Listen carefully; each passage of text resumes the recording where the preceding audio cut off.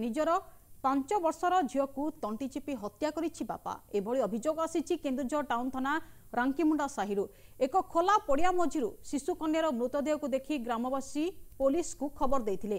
Police घटनास्थल में पहुंची स्थानीय लोकों को पचराउचरा करिबा परे मृत झीलटी रांकीमुंडा साहिर सोनू मुंडांकर झील पूजा मुंडा बोली जना पड़िछि। झीलर बापा सोनू निजे पूजा को हत्या करिथिबा झीलर मामू रंजीत मुंडा अभियोग आनिछंती। एहा पूर्वरु सोनू मुंडा ता सासू को हत्या उद्यम करी घरे निया लगाई देथिबा से मध्य कहिसंती।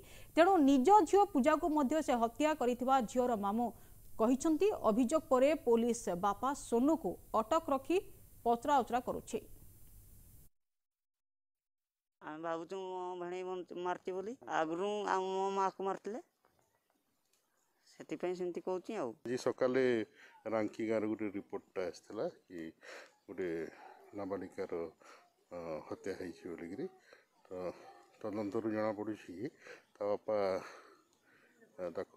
हत्या कर सन्देह।